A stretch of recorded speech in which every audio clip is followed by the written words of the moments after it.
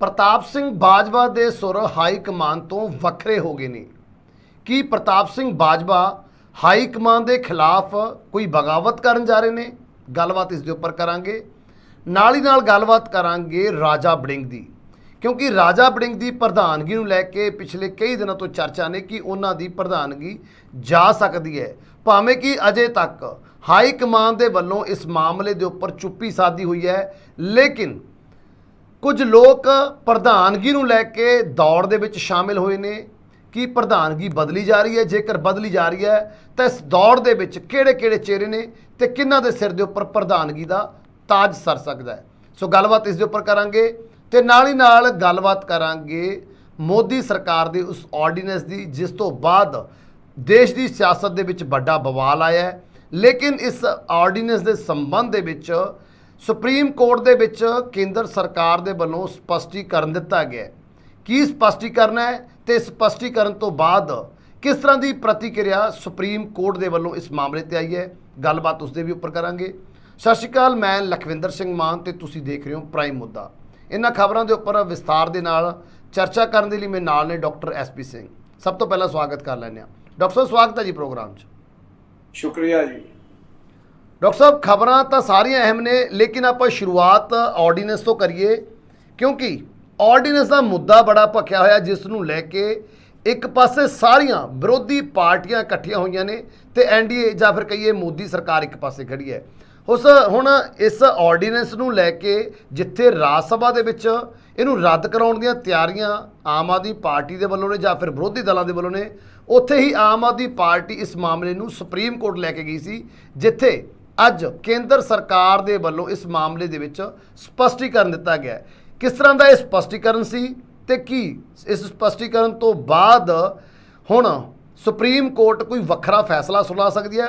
ਕਿਸ ਤਰ੍ਹਾਂ ਦਾ ਪ੍ਰਤੀਕਰਮ ਰਿਹਾ ਸੁਪਰੀਮ ਕੋਰਟ ਦਾ ਇਸ ਆਰਡੀਨੈਂਸ ਮਾਮਲੇ ਦੇ ਉੱਪਰ? ਦੇਖੋ, ਜਿਹੜੀ ਗੱਲ ਸਪਸ਼ਟ ਤੌਰ ਦੇ ਉੱਤੇ ਇਹ ਹੈ ਕਿ ਆਰਡੀਨੈਂਸ ਜਿਹੜਾ ਇਸ਼ੂ ਕੀਤਾ ਹੈ, ਇਹ ਸੰਵਿਧਾਨਿਕ ਤੌਰ ਤੇ, ਨੈਤਿਕ ਤੌਰ ਤੇ ਔਰ ਰਾਜਨੀਤਿਕ ਪੈਂਤੜੇਬਾਜ਼ੀ ਦੇ ਤੌਰ ਤੇ ਇੱਕ ਕਾਹਲੀ 'ਚ ਲਿਆ ਮੋਦੀ ਸਰਕਾਰ ਦਾ ਫੈਸਲਾ ਕਿ ਜਿਸ ਵੇਲੇ ਸੁਪਰੀਮ ਕੋਰਟ ਨੇ ਕੋਈ ਜਜਮੈਂਟ ਦਿੱਤੀ ਹੈ, ਉਸ ਜਜਮੈਂਟ ਨੂੰ ਰਿਜੈਕਟ ਕਰਕੇ ਆਰਡੀਨੈਂਸ ਦੇਣਾ, ਇਹਦੇ ਵਿੱਚ ਬਦਦਿਆਨਤਦਾਰੀ ਵੀ ਹੈ, ਇਹਦੇ ਵਿੱਚ ਰਾਸ਼ਟਰਪਤੀ ਦੀ ਕਮਜ਼ੋਰੀ ਵੀ ਹੈ ਔਰ ਇਸ ਦੇ ਵਿੱਚ ਰਾਜਨੀਤਿਕ ਹਾਰ ਵੀ ਜਿਹੜੀ ਹੈ ਮੰਨੀ ਜਾ ਸਕਦੀ ਹੈ, ਜਿਹਦੇ 'ਚ ਅਸੀਂ ਮੰਨ ਕੇ ਚੱਲੀਏ ਕਿ ਕੇਜਰੀਵਾਲ ਉਹਨਾਂ ਦਾ ਪੱਖ ਜਿਹੜਾ ਸੀ ਉਹ ਸੁਪਰੀਮ ਕੋਰਟ ਨੇ ਪ੍ਰਵਾਨ ਕੀਤਾ ਔਰ ਉਹਨੂੰ ਖਤਮ ਕਰਨ ਲਈ ਜ਼ਿੱਦਬਾਜ਼ੀ ਵਿੱਚ ਮੋਦੀ ਸਰਕਾਰ ਨੇ ਆਰਡੀਨੈਂਸ ਜਿਹੜਾ ਕੁਝ ਦਿਨਾਂ 'ਚ ਜਿਹੜਾ ਇਹਦਾ ਸਪਸ਼ਟੀਕਰਨ ਜਿਹੜਾ ਸੁਪਰੀਮ ਕੋਰਟ ਨੂੰ ਦਿੱਤਾ ਗਿਆ ਜਾਂ ਜੇ ਕਿਹਾ ਜਾਏ ਕਿ ਜਵਾਬ ਜਿਹੜਾ ਦਿੱਤਾ ਗਿਆ ਹੈ, ਉਹ ਇੱਕ ਲੰਗੜਾ ਹੈ ਕਿ ਜੀ ਉਸ ਵੇਲੇ G20 ਦੀ ਜਿਹੜੀ ਸੀ ਉਹ ਚੱਲ ਰਹੀ ਸੀ, ਉਸ ਵੇਲੇ ਅਫਸਰਸ਼ਾਹੀ ਜਿਹੜੀ ਸੀ ਕਾਬੂ ਨਹੀਂ ਸੀ, ਉਸ ਵੇਲੇ ਜਿਹੜੀ ਆ ਫੈਕਟਰ ਜਿਹੜੇ ਸਨ ਬੜੇ ਕਾਬਜ਼ ਕਰਨੇ ਸਨ। ਇਹ ਸਾਰੀਆਂ ਗੱਲਾਂ ਜਿਹੜੀਆਂ ਨੇ ਇਹ ਬਿਲਕੁਲ ਵੱਧ ਨੇ ਕਿ ਉਹੀ ਅਫਸਰਸ਼ਾਹੀ, ਉਹੀ ਸਿਸਟਮ, ਉਹ ਸਭ ਕੁਝ ਚੱਲ ਰਿਹਾ ਆਰਡੀਨੈਂਸ ਹੋਣ ਦੇ ਬਾਵਜੂਦ। ਸਭ ਫਰਕ ਇੰਨਾ ਹੀ ਹੈ ਕਿ ਅਫਸਰਸ਼ਾਹੀ ਨੂੰ ਕਹਿ ਦਿੱਤਾ ਗਿਆ ਕਿ ਹੁਣ ਤੁਸੀਂ LG ਦੇ ਆਖੇ ਲੱਗਣਾ, ਮੁੱਖ ਮੰਤਰੀ ਦੇ ਆਖੇ ਨਹੀਂ ਲੱਗਣਾ।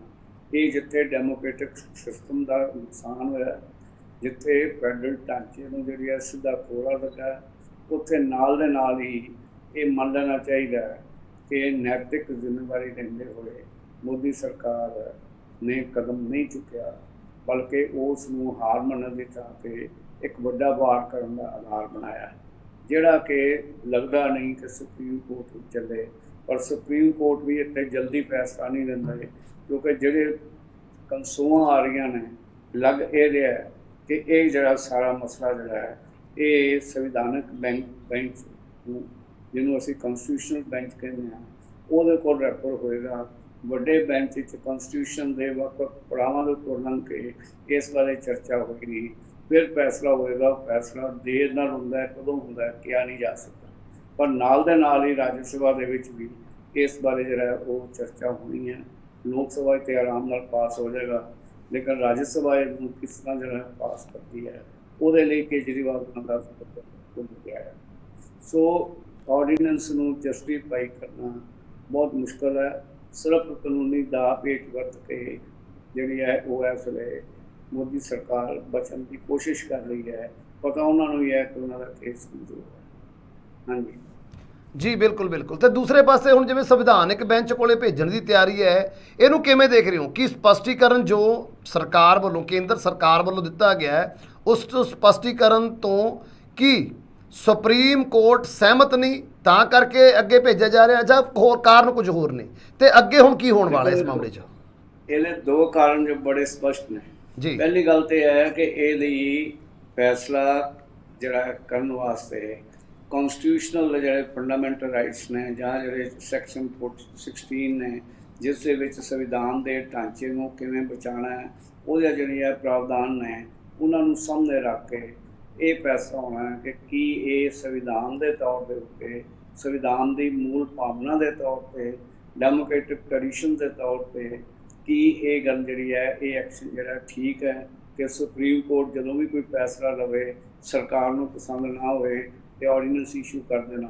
ਇਹਦਾ ਮਤਲਬ ਇਹ ਹੈ ਕਿ ਜਿਹੜਾ ਸਾਡੇ ਵਿੱਚ ਅਸੀਂ ਕਹਿੰਦੇ ਹਾਂ ਕਿ ਲੋਕਤੰਤਰ ਦੇ ਥੰਮ ਦੇ ਵਿੱਚ ਜੁਡੀਸ਼ਰੀ ਦਾ ਮਹੱਤਵਪੂਰਨ ਸਥਾਨ ਹੈ, ਦਰਅਸਲ ਉਹ ਜੁਡੀਸ਼ਰੀ ਦਾ ਮਹੱਤਵਪੂਰਨ ਸਥਾਨ ਹੀ ਤਬਾਹ ਕੀਤਾ ਜਾ ਰਿਹਾ ਹੈ। ਇਸ ਕਰਕੇ ਇਹਦੇ ਵਿੱਚ ਸੰਵਿਧਾਨਕ ਬੈਂਚ ਜਿਹੜਾ ਹੈ, ਇਹਦੇ ਕਾਨੂੰਨੀ ਨੁਕਤੇ ਸੰਵਿਧਾਨ ਦੇ ਅੰਤਰਗਤ ਰੱਖ ਕੇ ਫੈਸਲਾ ਲਏਗਾ। ਵੱਡਾ ਬੈਂਚ ਇਹਦਾ ਫੈਸਲਾ ਕਰੇਗਾ, ਔਰ ਉਹ ਵੱਡਾ ਫੈਸਲਾ ਜਿਹੜਾ ਤੇ ਉਸ ਤੋਂ ਬਾਅਦ ਇੱਕ ਪਰੰਪਰਾ ਬਣ ਕੇ ਅੱਗੋਂ ਤੋਂ ਆਉਣ ਵਾਲੀਆਂ ਸਰਕਾਰਾਂ ਲਈ ਵੀ ਇੱਕ ਲੈਸਨ ਬਣੇਗਾ ਕਿ ਇਸ ਤਰ੍ਹਾਂ ਦੇ ਕੰਮ ਜਿਹੜੇ ਨੇ ਕੀਤੇ ਜਾ ਸਕਦੇ ਨੇ ਕਿ ਨਹੀਂ ਕੀਤੇ ਜਾ ਸਕਦੇ।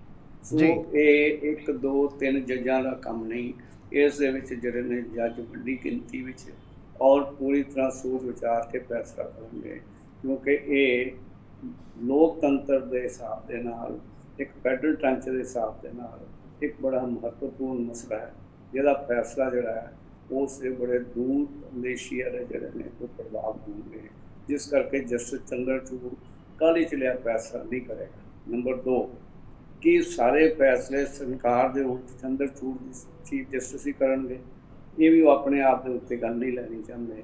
ਹਰ ਗੱਲ ਨੂੰ ਜਿਹੜਾ ਉਹ ਇੱਕ ਸੰਤੁਲਨ ਰੱਖ ਕੇ ਸੰਵਿਧਾਨਕ ਬੈਂਚ ਤੋਂ ਫੈਸਲਾ ਕਰਵਾ ਕੇ ਜੋ ਵੀ ਹੋਵੇ ਉਸ ਬਾਰੇ ਆਪਣੇ ਆਪ ਨੂੰ ਵੀ ਇੱਕ ਠੀਕ ਢੰਗ ਵਾਲਾ ਜੱਜ ਜਿਹੜਾ ਹੈ, ਜਿਹੜਾ ਨਿਆਂ ਪ੍ਰਣਾਲੀ ਦਾ ਜਿਹੜਾ ਹੈ ਉਹ ਥੰਮ ਹੈ, ਉਹ ਆਪਣੇ ਆਪ ਨੂੰ ਜਿਹੜਾ ਨਾਲ ਸਟੈਬਲਿਸ਼ ਕਰੇਗਾ। ਜੀ ਹਾਂਜੀ ਸੋ ਡਾਕਟਰ ਸਾਹਿਬ, ਇੱਕ ਗੱਲ ਤੁਹਾਡੇ ਤੋਂ ਹੋਰ ਸਮਝਣੀ ਚਾਹਾਂਗੇ, ਕਿਉਂਕਿ ਇਹ ਦੋ ਤਰੀਕੇ ਨਾਲ ਇਹ ਮਾਮਲਾ ਭਖਿਆ ਹੈ। ਇੱਕ ਪਾਸੇ ਰਾਜਪਾਲ ਮਾਫ ਕਰਨਾ ਰਾਜ ਸਭਾ ਦੇ ਵਿੱਚ ਇਹ ਬਿੱਲ ਜਾਏਗਾ, ਉੱਥੇ ਹੋ ਸਕਦਾ ਪਾਸ ਹੋ ਜਾਵੇ ਕਿਉਂਕਿ ਮੈਜੋਰਟੀ ਬੀਜੇਪੀ ਕੋਲ ਹੈ, ਤੇ ਦੂਸਰੇ ਪਾਸੇ ਸੁਪਰੀਮ ਕੋਰਟ ਦੇ ਵਿੱਚ ਇਹ ਮਾਮਲਾ ਗਾ। ਇਹ ਗੱਲ ਸਮਝਣੀ ਚਾਹਾਂਗੇ, ਜੇ ਰਾਜ ਸਭਾ ਦੇ ਵਿੱਚ ਇਹ ਪਾਸ ਹੁੰਦਾ ਹੈ ਤੇ ਸੁਪਰੀਮ ਕੋਰਟ ਦੇ ਵਿੱਚ ਇਸ ਦੇ ਅਗੇਂਸਟ ਫੈਸਲਾ ਹੁੰਦਾ ਹੈ, ਤਾਂ ਫਿਰ ਕੀ ਇਹ ਆਰਡੀਨੈਂਸ ਕਾਨੂੰਨੀ ਤੌਰ ਤੇ ਪ੍ਰਵਾਨਿਤ ਰਹੇਗਾ ਜਾਂ ਫਿਰ ਰੱਦ ਹੋ ਜਾਵੇਗਾ? ਸੁਭਾਵਿਕ ਤੌਰ ਤੇ ਰੱਦ ਹੋ ਜਾਏਗਾ, ਕਿਉਂਕਿ ਸੁਪਰੀਮ ਕੋਰਟ ਨੇ ਫਿਰ ਜਿਹੜਾ ਹੈ ਉਹ ਰੂਲ ਕਰਨਾ ਜੀ, ਔਰ ਸੁਪਰੀਮ ਕੋਰਟ ਜੇ ਫੈਸਲਾ ਦੇਗੀ ਕਿ ਸੰਵਿਧਾਨਿਕ ਨਹੀਂ ਹੈਗਾ ਫੈਸਲਾ ਔਰ ਇਹ ਆਰਡੀਨੈਂਸ ਜਿਹੜਾ ਹੈ ਇਹ ਵਾਪਸ ਲੈ ਲੈਣਾ ਚਾਹੀਦਾ ਹੈ, ਤੇ ਉਹ ਵਾਪਸ ਲਿਆ ਜਾਏਗਾ, ਭਾਵੇਂ ਇਹਨੂੰ ਰਾਜ ਸਭਾ ਜਿਹੜੇ ਆ ਉਹ ਪਾਸ ਵੀ ਕਰ ਦੇਵੇ।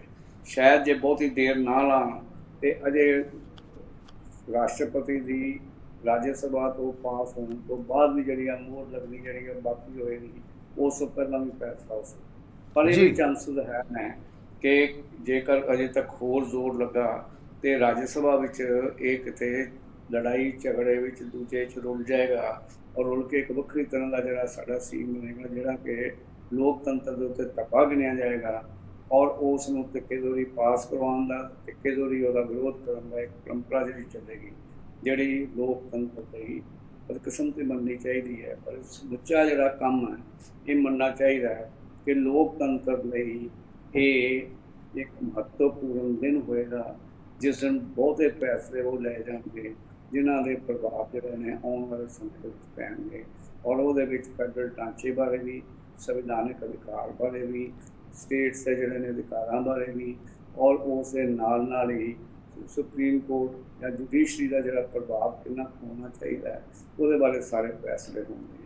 ਸੋ ਜਿਹੜਾ ਇਹ ਫੈਸਲਾ ਹੋਏਗਾ ਉਹ ਮਹੱਤਵਪੂਰਨ ਔਰ ਆਉਣ ਵਾਲੇ ਸਮੇਂ ਦੇ ਵਿੱਚ ਨਵੀਆਂ ਲੀਹਾਂ, ਨਵੀਆਂ ਰੀਤਾਂ ਔਰ ਨਵੇਂ ਰਸਤੇ ਉਡੀਕ ਕੇ ਜਾਏਗਾ। ਇਸ ਕਰਕੇ ਇਸ ਫੈਸਲੇ ਨੂੰ ਸਧਾਰਨ ਫੈਸਲਾ ਔਰ ਸਧਾਰਨ ਬਿੱਲ ਨਹੀਂ ਪ੍ਰਵਾਨ ਕੀਤਾ ਜਾ ਸਕਦਾ। ਜੀ ਸਰ, ਦੂਸਰੇ ਪਾਸੇ ਗੱਲ ਕਰੀਏ ਆਪਾਂ ਪ੍ਰਤਾਪ ਸਿੰਘ ਬਾਜਵਾ ਦੀ, ਕਿਉਂਕਿ ਪ੍ਰਤਾਪ ਸਿੰਘ ਬਾਜਵਾ ਦੇ ਜੋ ਸੁਰ ਨੇ ਉਹ ਹਾਈ ਕਮਾਨ ਦੇ ਅਗੇਂਸਟ ਚੱਲਦੇ ਹੋਏ ਨਜ਼ਰ ਆ ਰਹੇ ਨੇ, ਜਾਂ ਕਹੀਏ ਕਿ ਸੁਰ ਬਦਲੇ ਹੋਏ ਨਜ਼ਰ ਆ ਰਹੇ ਨੇ। ਕੀ ਇਹ ਬਗਾਵਤ ਹੈ? ਕਿਉਂਕਿ ਆਰਡੀਨੈਂਸ ਦੇ ਮਾਮਲੇ ਦੇ ਉੱਪਰ ਜੋ ਸਮਰਥਨ ਕਾਂਗਰਸ ਦੇ ਵੱਲੋਂ ਦਿੱਤਾ ਗਿਆ ਆਮ ਆਦਮੀ ਪਾਰਟੀ ਨੂੰ, ਉਸ ਨੂੰ ਸਿਰੇ ਤੋਂ ਨਕਾਰਦੇ ਹੋਏ ਨਜ਼ਰ ਆ ਰਹੇ ਨੇ। ਕਿਉਂਕਿ ਇਸ ਜੋ ਇਕੱਠ ਹੋਇਆ ਸੀ ਉਹਦੇ ਵਿੱਚ ਸੀਟ ਸ਼ੇਅਰਿੰਗ ਨੂੰ ਲੈ ਕੇ ਵੀ ਕੁਝ ਗੱਲਬਾਤ ਹੋਈ ਸੀ, ਲੇਕਿਨ ਪ੍ਰਤਾਪ ਸਿੰਘ ਬਾਜਵਾ ਆਪਣੀ ਹਾਈ ਕਮਾਂਡ ਦੇ ਅਗੇਂਸਟ ਜਾ ਕੇ ਇਹ ਕਹਿੰਦੇ ਨਜ਼ਰ ਆਏ ਨੇ ਵੀ ਸਾਡਾ ਸਿਰਫ ਔਰ ਸਿਰਫ ਆਰਡੀਨੈਂਸ ਦੇ ਸਮਰਥਨ ਹੈ, ਸੀਟ ਸ਼ੇਅਰਿੰਗ ਨੂੰ ਲੈ ਕੇ ਅਸੀਂ ਕਿਸੇ ਤਰੀਕੇ ਦਾ ਵੀ ਜੋ ਹਾਈ ਕਮਾਂਡ ਦਾ ਹੈ ਉਹ ਫੈਸਲਾ ਨਹੀਂ ਮੰਨਾਂਗੇ। ਕਾਂਗਰਸ ਹੈ, ਜੋ ਪੰਜਾਬ ਕਾਂਗਰਸ ਹੈ, ਉਹ ਪੂਰੀਆਂ ਸੀਟਾਂ ਦੇ ਉੱਪਰ ਆਪਣੀ ਚੋਣ ਲੜਦੀ ਹੋਈ ਨਜ਼ਰ ਆਏਗੀ। ਸੀਟ ਕਿਸੇ ਵੀ ਤਰੀਕੇ ਦੇ ਨਾਲ ਆਮ ਆਦਮੀ ਪਾਰਟੀ ਨੂੰ ਨਹੀਂ ਛੱਡੀ ਜਾਏਗੀ। ਕਿਵੇਂ ਦੇਖ ਰਹੇ ਹੋ? ਇੱਕ ਪਾਸੇ ਹਾਈ ਕਮਾਨ ਸੀਟ ਸ਼ੇਅਰਿੰਗ ਦੇ ਉੱਪਰ ਸਮਝੌਤਾ ਕਰਨ ਨੂੰ ਤਿਆਰ ਹੈ, ਤਾਂ ਦੂਸਰੇ ਪਾਸੇ ਐਲਓਪੀ ਸਾਹਿਬ ਦਾ ਇਸ ਤਰ੍ਹਾਂ ਦਾ ਬਿਆਨ। ਕਿਵੇਂ ਦੇਖ ਰਹੇ ਹੋ ਕਿ ਬਗਾਵਤ ਦੀ ਚਿੰਗਾਰੀ ਸ਼ੁਰੂ ਹੋਈ ਹੈ? ਦੇਖੋ, ਇਹ ਬਗਾਵਤ ਦੀ ਚਿੰਗਾਰੀ ਨਹੀਂ ਹੈ, ਬਲਕਿ ਇਹ ਕਹਿਣਾ ਚਾਹੀਦਾ ਹੈ ਕਿ ਪ੍ਰਤਾਪ ਸਿੰਘ ਬਾਜਵਾ ਨੇ ਇੱਕ ਨੀਤੀਵਾਨ ਸਿਆਸਤਦਾਨ, ਜਿਹੜਾ ਅਸੀਂ ਕਹੀਏ ਇੱਕ ਪੋਲੀਟੀਸ਼ੀਅਨ ਵਾਕਣ ਨਹੀਂ, ਸਟੇਟਸਮੈਨ ਵਾਕਣ ਜਿਹੜੀ ਇੱਕ ਗੱਲ ਕੀਤੀ ਹੈ ਕਿ ਅਸੀਂ ਇਸ਼ੂ ਦੇ ਉੱਤੇ ਸਪੋਰਟ ਦੇ ਰਹੇ ਹਾਂ, ਨਾ ਕਿ ਕੋਈ ਸਮਝੌਤਾ ਦੇ ਰਹੇ ਹਾਂ। ਔਰ ਇਸ਼ੂ ਕੀ ਹੈ ਕਿ ਕੀ ਫੈਡਰਲ ਢਾਂਚੇ ਨੂੰ ਬਚਾਉਣ ਲਈ ਇਕੱਠੇ ਹੋਣਾ ਚਾਹੀਦਾ ਕਿ ਨਹੀਂ।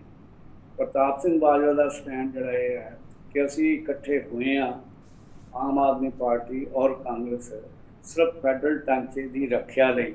ਜਿਵੇਂ ਪਹਿਲਾਂ ਵੀ ਤੁਹਾਨੂੰ ਦੱਸਿਆ ਹੈ ਕਿ ਇਸ ਦਾ ਫੈਸਲਾ ਭਾਰਤੀ ਸੰਵਿਧਾਨ ਔਰ ਭਾਰਤੀ ਲੋਕਤੰਤਰ 'ਤੇ ਬਹੁਤ ਦੂਰ ਪ੍ਰਭਾਵ ਦੇਣ ਵਾਲਾ ਹੈ। ਇਸ ਕਰਕੇ ਉੱਥੇ ਕ੍ਰਿਟੀਕਲ ਸਪੋਰਟ ਦੇ ਕੇ ਉਹਨਾਂ ਨੇ ਦੋ ਕੰਮ ਕਰ ਲਏ, ਪ੍ਰਤਾਪ ਸਿੰਘ ਬਾਜਵਾ ਉਹਨਾਂ ਨੇ ਜਾਂ ਕਾਂਗਰਸ ਨੇ। ਇਹ ਸਾਰੇ ਭਾਰਤ ਨੂੰ, ਸਾਰੀਆਂ ਰਾਜਨੀਤਿਕ ਪਾਰਟੀਆਂ ਨੂੰ ਦੱਸਿਆ ਕਿ ਅਸੀਂ ਲੋਕਤੰਤਰੀ ਢਾਂਚੇ ਨੂੰ ਬਚਾਉਣ ਲਈ ਹਰ ਤਰ੍ਹਾਂ ਦਾ ਸਮਝੌਤਾ ਕਰ ਸਕਦੇ ਹਾਂ, ਕੁਰਬਾਨੀ ਕਰ ਸਕਦੇ ਹਾਂ ਜੀ। ਪਰ ਨਾਲ ਹੀ ਉਹਨਾਂ ਨੇ ਕਿਹਾ ਕਿ ਸਾਡਾ ਇੱਕ ਸਮਝੌਤਾ ਜਿਹੜਾ ਸਿਰਫ ਫੈਡਰਲ ਢਾਂਚੇ ਨੂੰ ਬਚਾਉਣ ਤੱਕ ਹੈ, ਬਾਕੀ ਸਾਡਾ ਜਿਹੜਾ ਕੋਈ ਫੈਸਲਾ ਜਿਹੜਾ ਉਹ ਸਮਝੌਤਾ ਨਹੀਂ ਹੋਇਆ। ਪਰ ਡਾਕਟਰ ਸਾਹਿਬ, ਪਰ ਦੂਸਰੇ ਪਾਸੇ ਜਦੋਂ ਪਟਨਾ ਦੇ ਵਿੱਚ ਮੀਟਿੰਗ ਹੋਣੀ ਸੀ ਵਿਰੋਧੀ ਦਲਾਂ ਦੀ, ਉਸ ਤੋਂ ਪਹਿਲਾਂ ਆਮ ਆਦਮੀ ਪਾਰਟੀ ਨੇ ਜਿੱਥੇ ਇੱਕ ਸ਼ਰਤ ਆਰਡੀਨੈਂਸ ਦੇ ਸੰਬੰਧ ਦੇ ਵਿੱਚ ਕਾਂਗਰਸ ਸਾਹਮਣੇ ਰੱਖੀ ਸੀ, ਉੱਥੇ ਨਾਲ ਸੀਟ ਸ਼ੇਅਰਿੰਗ ਨੂੰ ਵੀ ਕਿਹਾ ਸੀ ਵੀ ਦਿੱਲੀ ਅਤੇ ਪੰਜਾਬ ਦੇ ਵਿੱਚ ਕਾਂਗਰਸ ਆਮ ਆਦਮੀ ਪਾਰਟੀ ਦੇ ਅਗੇਂਸਟ ਨਹੀਂ ਲੜੇਗੀ। ਇਹ ਵੀ ਇੱਕ ਸ਼ਰਤ ਉੱਥੇ ਰੱਖੀ ਗਈ ਸੀ। ਤਾਂ ਇਹ ਦੋ ਸ਼ਰਤਾਂ ਸੀ ਕਿ ਆਰਡੀਨੈਂਸ ਦੇ ਮਾਮਲੇ ਦੇ ਉੱਪਰ ਸਮਰਥਨ ਦੇਵੇ ਤੇ ਸੀਟ ਸ਼ੇਅਰਿੰਗ ਨੂੰ ਲੈ ਕੇ ਵੀ ਗੱਲਬਾਤ ਹੋਈ ਸੀ। ਹੁਣ ਜਦੋਂ ਕਾਂਗਰਸ ਨੇ ਸਮਰਥਨ ਦਿੱਤਾ ਹੈ, ਕਿ ਇਹ ਸੀਟ ਸ਼ੇਅਰਿੰਗ ਦੇ ਉੱਪਰ ਵੀ ਸਮਰਥਨ ਨਾਲ ਹੋਏਗਾ? ਬਿਲਕੁਲ ਨਹੀਂ। ਉਸ ਵੇਲੇ ਵੀ ਇਹ ਫੈਸਲਾ ਹੋਇਆ ਸੀ ਤੇ ਅਨਾਉਂਸਮੈਂਟ ਹੋਈ ਸੀ, ਕੇਜਰੀਵਾਲ ਤੋਂ ਹੀ ਅਨਾਉਂਸਮੈਂਟ ਹੋਈ ਸੀ ਕਿ ਜੇਕਰ ਫੈਡਰਲ ਢਾਂਚੇ ਦੀ ਇਸ ਲੜਾਈ ਦੇ ਵਿੱਚ ਕਾਂਗਰਸ ਨੇ ਸਾਡਾ ਸਾਥ ਨਾ ਦਿੱਤਾ ਤੇ ਅਸੀਂ ਇਸ ਮੀਟ ਵਿੱਚ ਸ਼ਾਮਲ ਨਹੀਂ ਹੋਵਾਂਗੇ ਔਰ ਅਸੀਂ ਇਸ ਧੜੇ ਤੋਂ ਵੱਖਰੇ ਹੋਵਾਂਗੇ। ਕਿਤੇ ਉਹਨਾਂ ਇਹ ਨਹੀਂ ਕਿਹਾ ਕਿ ਆਉਣ ਵਾਲੀਆਂ ਚੋਣਾਂ ਵਿੱਚ ਸੀਟ ਐਡਜਸਟਮੈਂਟ ਵਿੱਚ ਜਾਂ ਕਿਸੇ ਕਿਸਮ ਦਾ ਵੀ ਸਮਝੌਤਾ। ਕੇਜਰੀਵਾਲ ਉਹਨਾਂ ਨੇ ਸਿਰਫ ਇੱਕ ਪੁਆਇੰਟ ਰੱਖਿਆ ਸੀ ਕਿ ਇਸ ਆਰਡੀਨੈਂਸ ਦੇ ਅਗੇਂਸਟ ਰਾਜ ਸਭਾ ਦੇ ਵਿੱਚ ਕਾਂਗਰਸ ਜਿਹੜੀ ਹੈ ਉਹ ਉਸ ਆਰਡੀਨੈਂਸ ਦੇ ਵਿਰੋਧ ਵਿੱਚ ਖੜੀ ਹੋਵੇ। ਜਿਹੜੇ ਸਿਧਾਂਤਕ ਤੌਰ 'ਤੇ ਕਾਂਗਰਸ ਦੀ ਜਿਹੜੀ ਪਰੰਪਰਾ ਹੈ ਉਸ ਦੇ ਹਿਸਾਬ ਨਾਲ ਵੀ ਜਿਹੜਾ ਉਹ ਫੈਡਰਲ ਢਾਂਚੇ ਦੇ ਹੱਕ ਦੀ ਲੜਾਈ ਲੜਨੀ ਚਾਹੀਦੀ ਹੈ, ਭਾਵੇਂ ਉਹ ਜਿਹੜੀ ਹੈ ਰਾਜਨੀਤਿਕ ਲੜਾਈ ਦੇ ਵਿੱਚ ਪੰਜਾਬ ਦੇ ਵਿੱਚ ਜਾਂ ਦਿੱਲੀ 'ਚ ਜਾਂ ਭਾਰਤ ਵਿੱਚ ਹਰ ਥਾਂ ਕਾਂਗਰਸ ਔਰ ਆਮ ਆਦਮੀ ਪਾਰਟੀ। ਦੂਜੀ ਗੱਲ ਇੱਕ ਹੋਰ ਵੀ ਸਮਝ ਲੈਣੀ ਚਾਹੀਦੀ ਹੈ ਕਿ ਪ੍ਰਤਾਪ ਸਿੰਘ ਬਾਜਵਾ ਉਹਨਾਂ ਨੇ ਜੇਕਰ ਵਿਰੋਧ ਕੀਤਾ ਸੀ ਐਲਓਪੀ ਦੇ ਤੌਰ 'ਤੇ ਕਿ ਇਸ ਪ੍ਰਾਂਤਾਂ ਨੂੰ ਪੁੱਛ ਕੇ ਪ੍ਰਦੇਸ਼ ਕਾਂਗਰਸ ਜਿਹੜੀ ਹੈ ਫੈਸਲਾ ਔਰ ਪ੍ਰਦੇਸ਼ ਕਾਂਗਰਸ ਨੇ ਫੈਸਲਾ ਉਸ ਲਈ ਲਿਆ ਸੀ ਕਿ ਸਾਨੂੰ ਇਸ ਵਿੱਚ ਸਮਝੌਤਾ ਨਹੀਂ ਕਰਨਾ ਚਾਹੀਦਾ, ਫੈਡਰਲ ਢਾਂਚੇ ਦੀ ਗੱਲ ਨਹੀਂ ਕਰਨੀ ਚਾਹੀਦੀ।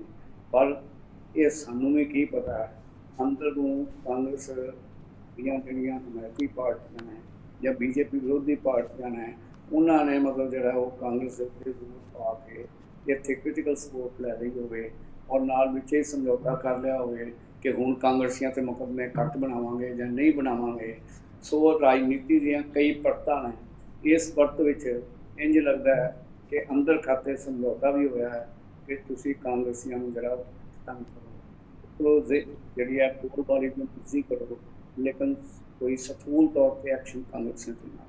ਸੋ ਕੁਝ ਵੀ ਹੋ ਸਕਦਾ ਹੈ, ਲੇਕਿਨ ਪ੍ਰਤਾਪ ਸਿੰਘ ਬਾਜਵਾ ਦਾ ਸਟੈਂਡ ਜਿਹੜਾ ਹੈ ਇੱਕ ਨੀਤੀਵਾਨ ਵਿਅਕਤੀ ਵਾਕਣ ਹੈ, ਜਿਹਨੇ ਇੱਕ ਪਾਸੇ ਜਿਹੜੀ ਹੈ ਉਹ ਇੱਕ ਵੱਡਾ ਜਿਹੜਾ ਮਸਲਾ ਜਿਹੜਾ ਫੈਡਰਲ ਢਾਂਚੇ ਵਾਲਾ ਸਾਹਮਣੇ ਰੱਖ ਕੇ ਬਾਕੀ ਮਸਲਿਆਂ ਨੂੰ ਨਕਾਰ ਕੇ ਇੱਕ ਸਿਆਣਪ ਵਾਲਾ ਜਿਹੜਾ ਸਟੈਂਡ ਲਿਆ। ਇਹਨੂੰ ਤੁਸੀਂ ਹਾਈ ਕਮਾਂਡ ਦੀ ਨਾਰਾਜ਼ਗੀ ਨਾਲ ਨਹੀਂ ਜੋੜ ਸਕਦੇ। ਸਿਰਫ ਉਹਨੇ ਆਪਣੀ ਆਵਾਜ਼ ਉਠਾਈ ਹੈ, ਔਰ ਆਵਾਜ਼ ਮੇਰੇ ਹਿਸਾਬ ਦੇ ਨਾਲ ਸਹਿਮਤੀ ਦੇ ਨਾਲ ਹੀ ਉਠਾਈ ਹੈ। ਔਰ ਸਹਿਮਤੀ ਨਾਲ ਇਸ ਕਰਕੇ ਉਠਾਈ ਹੈ ਕਿਉਂਕਿ ਰਾਸ਼ਟਰੀ ਪੱਧਰ ਦੇ ਉੱਤੇ ਕਾਂਗਰਸ ਨੇ ਸਾਰੇ ਭਾਰਤ ਵਿੱਚ ਜਿਹੜੀ ਹੈ ਉਹ ਨੀਤੀਆਂ ਬਣਾ ਕੇ ਅਗਲੀ ਲੜਾਈ ਜਿਹੜੀ ਹੈ ਉਹ ਲੜਨੀ ਹੈ, ਜਿਹੜੀ ਲੋਕ ਸਭਾ ਦੀ ਚੋਣ ਦੇ ਵਕਤ ਦੇਖੀ ਜਾ ਸਕਦੀ ਹੈ। ਜੀ। ਸੋ ਦੂਸਰੇ ਪਾਸੇ ਸਰ ਗੱਲ ਹੁਣ ਕਰੀਏ ਆਪਾਂ ਇੱਕ ਹੋਰ ਜੋ ਚਰਚਾਵਾਂ ਨੇ ਬੜੀ ਤੇਜ਼ੀ ਦੇ ਨਾਲ ਫੈਲ ਰਹੀਆਂ ਨੇ ਪੰਜਾਬ ਦੀ ਰਾਜਨੀਤੀ ਦੇ ਵਿੱਚ ਕਿ ਛੁੱਟੀ ਹੋ ਸਕਦੀ ਹੈ ਪ੍ਰਧਾਨ ਸਾਹਿਬ ਦੀ, ਰਾਜਾ ਵੜਿੰਗ ਸਾਹਿਬ ਦੀ ਛੁੱਟੀ ਹੋ ਸਕਦੀ ਹੈ ਕਿਉਂਕਿ ਇੱਕ ਧੜੱਲੇਦਾਰ ਪ੍ਰਧਾਨ ਸੁਨੀਲ ਜਾਖੜ ਦੇ ਸਾਹਮਣੇ ਕਾਂਗਰਸ ਹਾਈ ਕਮਾਨ ਰੱਖਣਾ ਚਾਹੁੰਦੀ ਹੈ ਤਾਂ ਜੋ ਇਹ ਸਾਬਕਾ ਪ੍ਰਧਾਨ ਸੁਨੀਲ ਜਾਖੜ ਜਿਹੜੇ ਕਾਂਗਰਸ ਸਾਬਕਾ ਪ੍ਰਧਾਨ ਨੇ ਇਹ ਕਾਂਗਰਸ ਦਾ ਜ਼ਿਆਦਾ ਨੁਕਸਾਨ ਨਾ ਕਰ ਸਕਣ।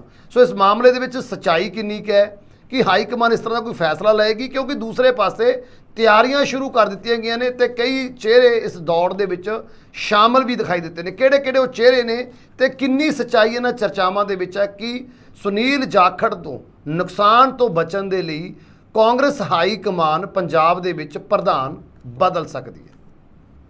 ਦੇਖੋ, ਪਹਿਲੀ ਗੱਲ ਤੇ ਹੈ ਸੱਚਾਈ ਵਾਲੀ ਗੱਲ ਕੋਈ ਨਹੀਂ ਕਹੀ ਜਾ ਸਕਦੀ।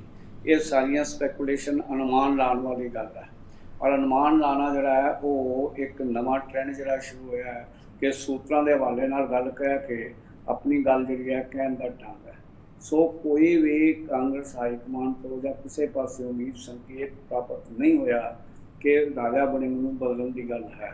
ਪਰ ਜਿਹੜੇ ਸਰਕਮਸਟੈਂਸਸ ਹੈ ਨਾ, ਜਿਹੜੀ ਸਥਿਤੀ ਉਤਪੰਨ ਹੋ ਰਹੀ ਹੈ, ਸਪੈਸ਼ਲੀ ਸੁਨੀਲ ਜਾਖੜ ਉਹਨਾਂ ਦੇ ਪ੍ਰਧਾਨ ਦੇ ਤੌਰ ਦੇ ਉੱਤੇ ਬੀਜੇਪੀ ਦਾ ਅਹੁਦਾ ਸੰਭਾਲਣ 'ਤੇ, ਉਸ ਵੇਲੇ ਕਾਂਗਰਸ ਨੂੰ ਸੋਚਣਾ ਜ਼ਰੂਰ ਪਵੇਗਾ ਕਿ ਸੁਨੀਲ ਜਾਖੜ ਵਰਗੀ ਸ਼ਖਸੀਅਤ ਜਿਹੜੀ ਸੁਨੀਲ ਜਾਖੜ ਦੇ ਵਿਚਾਰਾਂ ਨੂੰ ਕੱਟ ਵੀ ਸਕਦੀ ਹੋਵੇ, ਸੁਨੀਲ ਜਾਖੜ ਤੋਂ ਵੱਧ ਜਿਹੜਾ ਪ੍ਰਭਾਵ ਵੀ ਰੱਖ ਸਕਦੀ ਹੋਵੇ, ਸੁਨੀਲ ਜਾਖੜ ਨੂੰ ਅਕਲਿਪਸ ਵੀ ਕਰ ਸਕਦੀ ਹੋਵੇ, ਉਹ ਤਬਦੀਲੀ ਜਿਹੜੀ ਹੈ ਉਹ ਜ਼ਰੂਰ ਸਾਹਮਣੇ ਹੈ। ਕਿਉਂਕਿ ਰਾਜਾ ਵੜਿੰਗ ਨਾ ਤੇ ਬਾਕੀ ਧੜਿਆਂ ਨੂੰ ਆਪਣੇ ਨਾਲ ਲੈ ਕੇ ਚੱਲ ਸਕਿਆ, ਨਾ ਹੀ ਉਹ ਜਿਹੜਾ ਆਪੋਜੀਸ਼ਨ ਦੇ ਤੌਰ ਦੇ ਉੱਤੇ ਕੋਈ ਮੁਕਾਬਲਾ ਕਰ ਸਕਿਆ।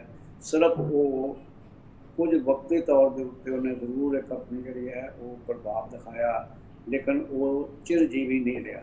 ਇਸ ਕਰਕੇ ਬਦਲਿਆ ਤੇ ਜਾ ਸਕਦਾ ਹੈ, ਲੇਕਿਨ ਕੋਈ ਹਾਈ ਕਮਾਂਡ ਨੇ ਫੈਸਲਾ ਕੀਤਾ ਹੋਵੇ ਇਹ ਨਹੀਂ, ਇਹ ਅਨੁਮਾਨਿਤ ਗੱਲ ਹੈ। ਅਗਲਾ ਤੁਹਾਡਾ ਜਿਹੜਾ ਪ੍ਰਸ਼ਨ ਸੀ ਕਿ ਹੋਰ ਕੌਣ ਪ੍ਰਧਾਨ ਹੋ ਸਕਦਾ, ਦਰਅਸਲ ਤੁਸੀਂ ਇਹ ਕਹਿ ਸਕਦੇ ਹੋ ਕਿ ਪ੍ਰਧਾਨ ਦੀ ਚੋਣ ਕਰਨ ਦੇ ਵਿੱਚ ਡਿਲੇ ਹੋ ਸਕਦੀ ਹੈ, ਜਿਸ ਕਰਕੇ ਜਿਹੜਾ ਤੁਸੀਂ ਨਹੀਂ ਕਹਿ ਸਕਦੇ ਕਿ ਇਹ ਕੌਣ ਪ੍ਰਧਾਨ ਬਣੇ। ਜਿੱਥੋਂ ਤੱਕ ਸੰਭਾਵੀ ਕੈਂਡੀਡੇਟ ਅਸੀਂ ਮੰਨੇ ਜਾ ਸਕਦੇ ਹਾਂ ਤੇ ਸੰਭਾਵੀ ਕੈਂਡੀਡੇਟਸ ਦੇ ਵਿੱਚੋਂ ਕੁਝ ਚਿਹਰੇ ਜਿਹੜੇ ਨੇ ਉਹ ਸਾਹਮਣੇ ਰੱਖੇ ਜਾ ਸਕਦੇ ਨੇ, ਲੇਕਿਨ ਨਾਲ ਹੀ ਸਮਝਣਾ ਪਵੇਗਾ ਕਿ ਉਹ ਚਿਹਰੇ ਜਿਹੜੇ ਨੇ ਉਹਨਾਂ ਦਾ ਪ੍ਰੋਫਾਈਲ ਜਾਂ ਉਹਨਾਂ ਦਾ ਵਿਉਰਾ ਕੀ ਹੋਏਗਾ। ਜੀ, ਫॉर ਐਗਜ਼ਾਮਪਲ ਮੈਨੂੰ ਇਹ ਲੱਗਦਾ ਹੈ ਕਿ ਸੁਨੀਲ ਜਾਖੜ ਤੋਂ ਬਾਅਦ ਪੰਜਾਬ ਕਾਂਗਰਸ ਦੀ ਪ੍ਰਧਾਨਗੀ ਜਿਹੜੀ ਹੈ ਉਹ ਕਿਸੇ ਸਿੱਖ ਨੂੰ, ਔਰ ਸਿੱਖ ਦੇ ਨਾਲ ਨਾਲ ਜੇਕਰ ਉਹ ਜੱਟ ਸਿੱਖ ਹੋਵੇ ਤਾਂ ਉਸ ਨੂੰ ਜਾ ਸਕਦੀ ਹੈ, ਜਦੋਂ ਕਿ ਇਸ ਦੇ ਨਾਲ ਹੀ ਉਸ ਜਿਹੜੀ ਹੈ ਇਮਾਨਦਾਰੀ ਵਾਲੀ ਵੀ ਗੱਲ ਹੋਣੀ ਚਾਹੀਦੀ ਹੈ, ਔਰ ਨਾਲ ਬੋਲਣ ਦੇ ਵਿੱਚ ਮੁਕਾਬਲਾ ਕਰਨ ਦੇ ਵਿੱਚ ਸਮਰੱਥ ਹੋਣਾ ਚਾਹੀਦਾ। ਸੋ ਅਜੇ ਜਦੋਂ ਅਸੀਂ ਮਾਪਦੰਡ ਦੇਖਦੇ ਹਾਂ ਉਹਨਾਂ ਮਾਪਦੰਡ ਦੇ ਵਿੱਚ ਪ੍ਰਤਾਪ ਸਿੰਘ ਬਾਜਵਾ ਵੀ ਕਈ ਵਾਰੀ ਸਾਹਮਣੇ ਨਜ਼ਰ ਆਉਂਦਾ, ਪਰ ਤੁਸੀਂ ਕਹਿ ਸਕਦੇ ਹੋ ਸੁਖਜਿੰਦਰ ਸਿੰਘ ਰੰਧਾਵਾ ਉਹਦੇ ਸਾਹਮਣੇ ਸਾਡੇ ਨਜ਼ਰ ਆਉਂਦਾ, ਔਰ ਇਸ ਦੇ ਨਾਲ ਜਿਹੜਾ ਹੈ ਉਹ ਸਿੱਧੂ, ਨਵਜੋਤ ਸਿੰਘ ਸਿੱਧੂ, ਨਾਲ ਨਵਜੋਤ ਸਿੱਧੂ ਔਰ ਸੁਖਪਾਲ ਖਹਿਰਾ ਦਾ ਨਾਮ ਆ ਸਕਦਾ। ਪਰ ਸੁਖਪਾਲ ਖਹਿਰਾ ਤੇ ਨਵਜੋਤ ਸਿੱਧੂ ਜਿੰਨਾ ਵੱਧ ਬੋਲ ਕੇ ਔਰ ਜਿੰਨਾ ਆਪਣੇ ਆਪ ਨੂੰ ਜਿਹੜਾ ਹੈ ਦੂਜੇ ਧੜਿਆਂ ਤੋਂ ਨਾਲ ਨਾ ਲੈ ਕੇ ਚੱਲਣ ਦੀ ਅਸਮਰਥਾ ਦਿਖਾ ਸਕਿਆ ਹੈ, ਲੱਗਦਾ ਨਹੀਂ ਕਿ ਸਿੱਧੂ ਔਰ ਖਹਿਰਾ ਜਿਹੜੇ ਨੇ ਉਹ ਪਾਰਟੀ ਨੂੰ ਰਲ ਕੇ ਇਕੱਠੇ ਹੋ ਕੇ ਅਗਲੀ ਇਲੈਕਸ਼ਨ ਦੇ ਲਈ ਤਿਆਰ ਕਰਨ ਵਾਸਤੇ ਸਮਰੱਥ ਹੋਣ। ਪਰ ਨਵਜੋਤ ਸਿੱਧੂ ਦੀ ਗਾਂਧੀ ਪਰਿਵਾਰ ਦੀ ਨੇੜਤਾ ਦੇ ਨਾਲ ਕੁਝ ਵਾਪਰ ਸਕਦਾ ਹੈ, ਔਰ ਉਹ ਕੁਝ ਵਾਪਰ ਸਕਦਾ ਜੋ ਪਹਿਲਾਂ ਪ੍ਰਧਾਨਗੀ ਵੇਲੇ ਨਵਜੋਤ ਸਿੱਧੂ ਨੇ ਪਿਛਲੇ ਚੋਣਾਂ ਦੇ ਵਿੱਚ ਕਰਕੇ ਦਿਖਾ ਦਿੱਤਾ। ਸੋ ਬਹੁਤੀ ਉਮੀਦ ਤੇ ਨਹੀਂ ਰੱਖਣੀ ਚਾਹੀਦੀ। ਹਾਂ, ਇਹਨਾਂ ਦੋਨਾਂ 'ਚੋਂ ਜੇ ਤੁਸੀਂ ਟਾਈ ਸਮਝ ਸਕਦੇ ਹੋ ਕਿ ਉਹ ਟਾਈ ਜਿਹੜੀ ਹੈ ਉਹ ਸੁਖਜਿੰਦਰ ਰੰਧਾਵਾ ਦੇ ਵਿੱਚ ਜਿਹੜੀ ਹੈ ਉਹ ਆਏਗੀ, ਜਦੋਂ ਕਿ ਉਸ ਦੇ ਉੱਤੇ ਅਜੇ ਤੱਕ ਕਿਸੇ ਕਿਸਮ ਦਾ ਕੋਈ ਦਾਗ ਜਿਹੜਾ ਹੈ ਉਹ ਨਹੀਂ ਲੱਗਿਆ। ਅਤੇ ਜਿਵੇਂ ਰਾਜਸਥਾਨ ਦੀਆਂ ਇਲੈਕਸ਼ਨਾਂ ਦੇ ਵਿੱਚ ਮੈਂਬਰ ਇੰਚਾਰਜ ਬਣ ਕੇ ਕਾਂਗਰਸ ਕਮੇਟੀ ਵੱਲੋਂ ਉਹਨੇ ਸਾਰੇ ਧੜਿਆਂ ਨੂੰ ਨਾਲ ਲੈ ਕੇ ਚੱਲਣ ਦੀ ਸਮਰੱਥਾ ਦਿਖਾਈ ਹੈ, ਔਰ ਉੱਥੇ ਸਾਹਮਣੇ ਖਲੋ ਕੇ ਮੁਕਾਬਲਾ ਕਰਨ ਦਾ ਆਧਾਰ ਬਣਾਇਆ ਹੈ। ਉਸ ਬਗੈਰ ਲੱਗਦਾ ਇਹ ਹੈ ਕਿ ਉਹ ਜਿਹੜਾ ਪ੍ਰਧਾਨਗੀ ਉਸ ਦੇ ਜਿਹੜਾ ਪੱਲੇ ਪੈ ਸਕਦੀ ਹੈ, ਜਾਂ ਪ੍ਰਤਾਪ ਸਿੰਘ ਬਾਜਵਾ। ਜੀ ਪ੍ਰਤਾਪ ਸਿੰਘ ਬਾਜਵਾ ਉਹਨਾਂ ਨੇ ਵੀ ਇੱਕ ਲੜਾਈ ਲੜਨ ਦੇ ਪੈਂਤੜੇ ਔਰ ਨਿਰੇ ਰਾਜਨੀਤਿਕ ਤੌਰ ਤੇ ਪੇਤਲਾਪਨ ਨਹੀਂ, ਬਲਕਿ ਵਿਦਾਈ ਨਾਲ ਸਥਿਤੀ ਨੂੰ ਸੁਣ ਕੇ ਪੇਸ਼ ਕਰਨ ਦੀ ਸਮਰੱਥਾ ਦਿਖਾ ਰਹੇ ਨੇ। ਸੋ ਜੇ ਟਾਈ ਸਮਝੀ ਜਾਏ ਤਾਂ ਪ੍ਰਤਾਪ ਸਿੰਘ ਬਾਜਵਾ ਤੇ ਸੁਖਜਿੰਦਰ ਰੰਧਾਵਾ ਚੁੱਕ ਸਮਝੀ ਜਾਏ, ਔਰ ਜੇ ਪ੍ਰਤਾਪ ਸਿੰਘ ਬਾਜਵਾ ਅੱਗੇ ਹੀ LOP ਦੇ ਹੈ ਨੇ ਤੇ ਫਿਰ ਜਿਹੜਾ ਜ਼ਿਆਦਾ ਗੁਨਾਹ ਜਿਹੜਾ ਹੈ ਉਹ ਸੁਖਜਿੰਦਰ ਰੰਧਾਵਾ ਦੇ ਉੱਤੇ ਪੈ ਸਕਦਾ ਹੈ। ਇਸ ਤੋਂ ਬਾਅਦ ਅਗਲੀ ਕੋਈ ਚੁਆਇਸ ਜਿਹੜੀ ਹੈ ਕਾਂਗਰਸ ਕੋਲ ਨਹੀਂ। ਜੇ ਕੋਈ ਹੋਰ ਚੁਆਇਸ ਲੈਣਗੇ ਤੇ ਉਹ ਜ਼ਿਆਦਾ ਨੁਕਸਾਨ ਦੇਵੇਗੀ ਅਗਲੀਆਂ ਚੋਣਾਂ ਵਿੱਚ। ਹਾਂਜੀ। ਜੀ ਸੋ ਡਾਕਟਰ ਸਾਹਿਬ ਤੁਸੀਂ ਗੱਲਬਾਤ ਕਰਨ ਲਈ ਸਾਡੇ ਨਾਲ ਜੁੜੇ, ਉਹਦੇ ਲਈ ਤੁਹਾਡਾ ਬਹੁਤ ਬਹੁਤ ਧੰਨਵਾਦ। ਸੋ ਇਸ ਡਾਕਟਰ SP ਸਿੰਘ ਜਿਨ੍ਹਾਂ ਦੇ ਵੱਲੋਂ ਅੱਜ ਦੀਆਂ ਇਹਨਾਂ ਅਹਿਮ ਖਬਰਾਂ ਦੇ ਉੱਪਰ ਵਿਸਥਾਰ ਦੇ ਨਾਲ ਚਰਚਾ ਕੀਤੀ ਗਈ ਹੈ। ਤੁਹਾਨੂੰ ਚਰਚਾ ਕਿਵੇਂ ਲੱਗੀ ਕਮੈਂਟ ਕਰਕੇ ਜ਼ਰੂਰ ਦੱਸਿਓ। ਅਗਲੇ ਪ੍ਰੋਗਰਾਮ 'ਚ ਫਿਰ ਤੋਂ ਸਾਡੀ ਹੋਏਗੀ ਮੁਲਾਕਾਤ। ਉਦੋਂ ਤੱਕ ਦਿਓ ਇਜਾਜ਼ਤ। ਧੰਨਵਾਦ।